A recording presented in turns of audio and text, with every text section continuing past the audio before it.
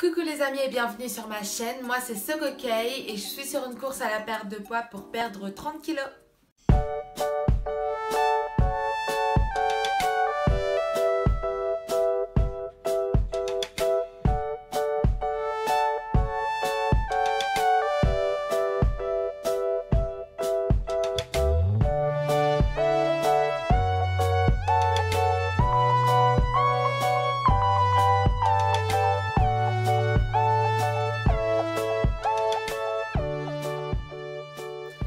Donc aujourd'hui je vous retrouve pour le bilan de la deuxième semaine de challenge. Encore une fois, si vous n'avez pas vu ma vidéo sur mes 12 weeks challenge que je fais, je vous invite à aller la regarder, elle sera dans le petit i.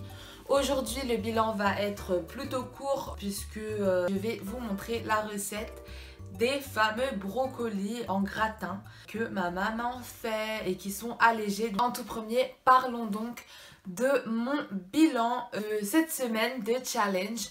Encore une fois, comme la semaine dernière, j'ai adoré le fait d'avoir mes meal prep. C'était vraiment super pratique. Donc encore une fois, je continue et je vous mets des images des meal prep de cette semaine qui arrive.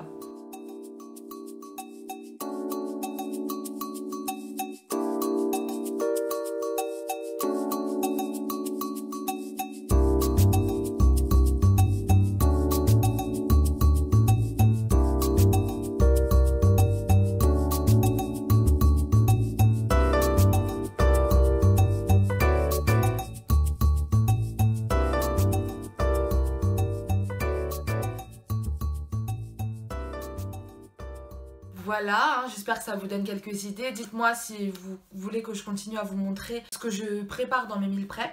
Je vais vous dire tout de suite combien j'ai perdu. J'ai perdu 800 grammes. Donc c'est presque 1 kg encore une fois.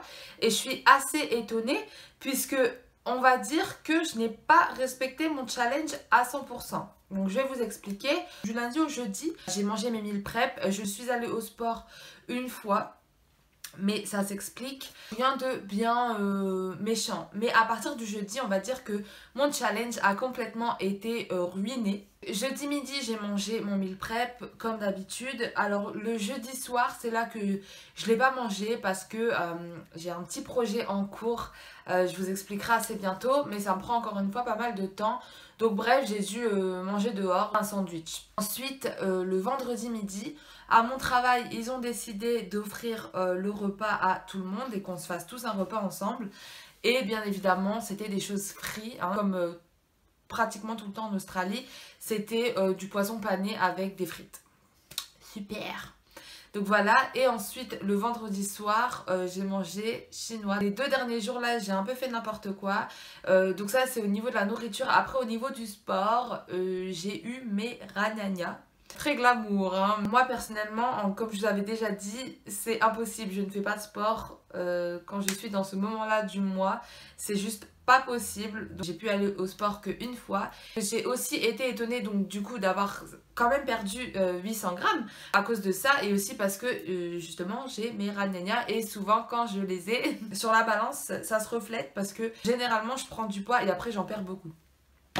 Donc super contente franchement d'avoir perdu ces 800 grammes. Après je voulais vous faire un petit bilan de mi-parcours en fait parce que des petites choses que j'ai remarquées en fait en relation avec ma perte de poids.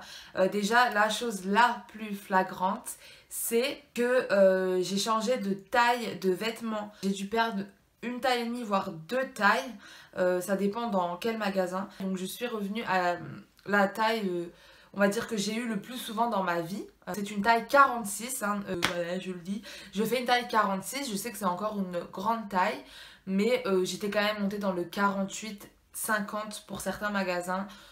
Donc c'était quand même chaud parce que je me suis toujours limitée, on va dire, au 46, mais je suis jamais montée au-dessus. Et là, j'étais montée au 48, 50. Donc là, je suis redescendue au 46 et on espère 44, 42.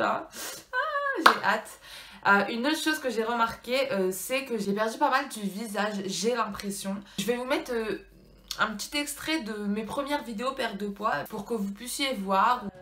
Bizarre parce qu'on se dit mais attends mais t'es grosse et tu me donnes des conseils pour perdre du poids. Ben vous voyez, moi je suis un petit peu le cordonnier mal chaussé comme on dit, où je suis un petit peu la copine célibataire qui donne des merveilleux conseils sur votre couple.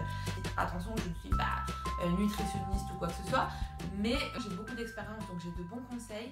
Le problème, voilà, moi j'ai l'impression, en tout cas je le vois dans mes photos, que j'ai quand même moins de double menton, j'ai l'impression en tout cas. On déteste tous les photos où il y a le double menton qui ressort, et c'est vrai que dans toutes mes photos c'était impossible que mon double menton ressorte pas.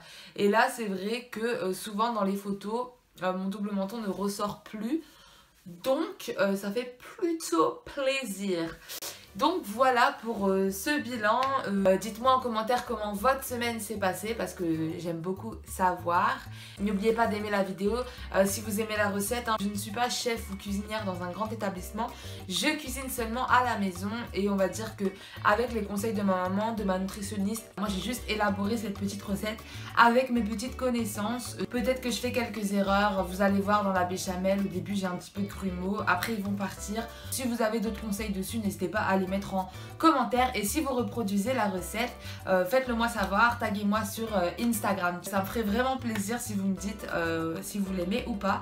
Et moi je vous retrouve dans ma prochaine vidéo. Je vous fais de gros bisous, je vous retrouve sur les réseaux sociaux. En attendant, bisous bisous. C'est parti pour la recette, commençons tout de suite avec les ingrédients.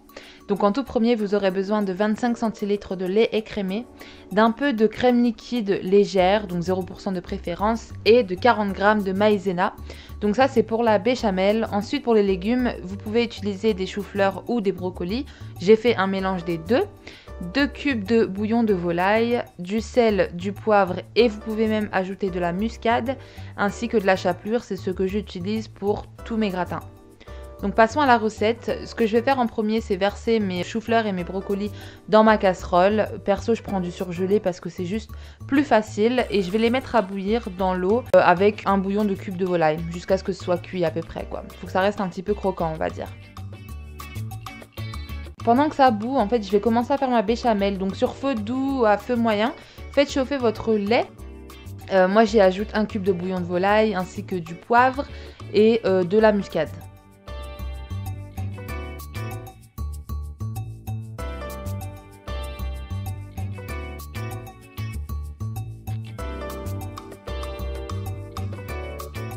Voilà, donc très vite, le lait devient chaud, comme vous pouvez le voir. Et c'est à ce moment-là qu'on va le retirer du feu, ce que j'ai oublié de faire, et qu'on va y ajouter la maïzena. Donc ajouter la maïzena petit à petit et remuer en même temps en dehors du feu. Moi j'ai oublié de faire ça, ça a fait des grumeaux. Mais pas seulement parce que j'ai aussi oublié d'ajouter l'eau. Donc dans ma béchamel, je mets moitié eau, moitié lait. Et je prends l'eau dans laquelle mes légumes ont bouilli pour donner un petit peu plus de goût. Donc mettez l'eau avant avec le lait et ensuite la maïzena. Mais bon, j'ai pu rattraper le coup en remuant pendant 10 000 ans et en me faisant une entorse au poignet. Donc ajoutez votre crème liquide 0%, ça c'est à votre goût, c'est juste pour ajouter du crémeux à la sauce béchamel. Ensuite, je vais disposer mes légumes dans mon plat qui va au four et je vais y verser ma béchamel dessus.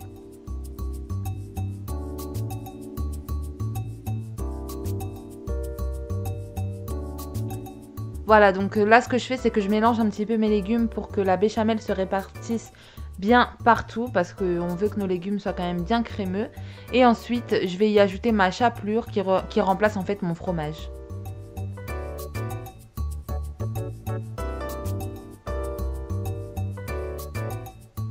Une fois que c'est fait, je l'enfourne sur le grill. Je crois que je l'ai mis 10 à 15 minutes. Et voilà le résultat.